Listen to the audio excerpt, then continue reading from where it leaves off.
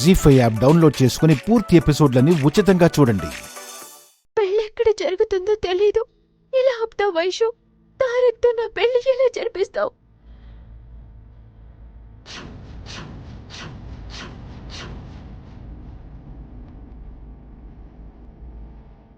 తారక్ గారి పెళ్ళేంటండి? శేఖర్ గారు, మీరు చెప్పేది నిజమా? అయినా నేను నీతో అబద్ధం ఆడతాను బుల్లమ్మా. కావాలంటే చూడు బుల్లమ్మా.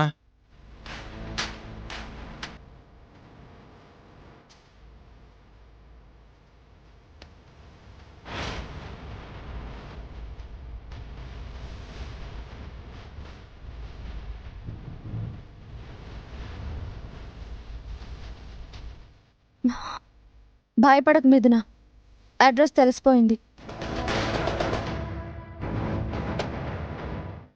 ఎలాగైనా తారక్ గారి పెళ్లి చరితతో ఆపి తీరుతాను. నువ్వేం భయపడకు. తెలిసిందా?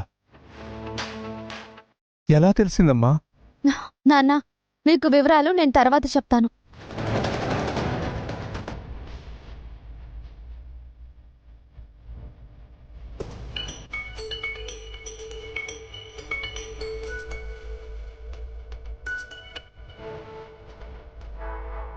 అమ్మా వైష్ణవి, బాగున్నావా? నేను బాగానే ఉన్నాను సార్. మీరు గుట్ట మీద వెంకన్న గుడికొచ్చారు కదా? అవునమ్మా, నీకెలా తెలుసు? అవసరం తెలుసుకునేలా చేస్తుంది సార్. అవసరమా? నీకా? ఏం కావాలన్నా ఈ జెండే ఉన్నాడు మర్చిపోవద్దని నీకెప్పుడో చెప్పాను కదమ్మా. ఆఫీస్కి వస్తావా? ఆర్య సార్తో ఏమైనా మాట్లాడతావా? నేను ఆఫీస్కి తర్వాత వస్తాను, కానీ మీరు మా చెల్లెల మిథునని ఒక ఇంటిదాన్ని చేయాలి సార్. మిథునని ఓ ఇంటిదాన్ని చేయాలా? అంటే సంబంధం ఏదైనా చూడాలా? కాదు సార్, సాయం చేస్తే చాలు, దాని పెళ్ళి అయిపోతుంది. నువ్వు సహాయం అడగటం ఏంటమ్మా? ఆర్డర్ వేయి. ఈ జెండే ఎప్పుడు నీకు అండగా ఉంటాడు, మంచికి ఎప్పుడు తోడు ఉంటాడు. ఇంకొకసారి మళ్ళీ గుట్ట మీదకి వెళ్ళాలి సార్.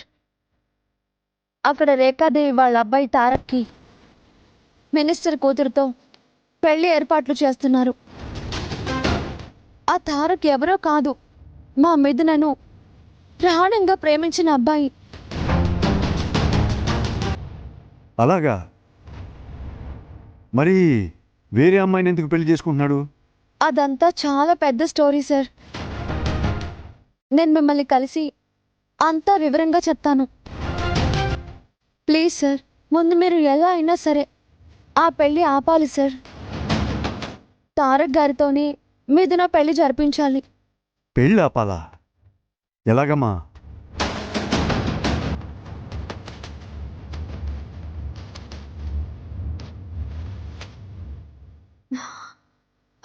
సార్, అది ఆ రేఖాదేవి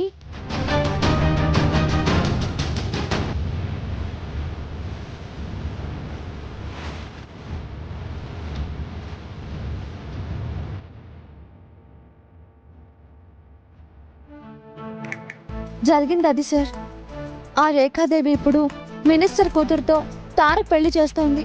వార్త నా చెవిని వేసావు కదా, నువ్వు నిశ్చింతగా ఉండు. ప్లాన్ నేను ఫాలో అవుతాను, మిగిలిన కథంతా నేను నడిపిస్తాను. ఆ రేఖాదేవి కళ్ళు బైర్లు గమ్మేలా చేస్తాను. నువ్వు నీ చెల్లిని తీసుకుని బయలుదేరమ్మా. అలాగే సార్.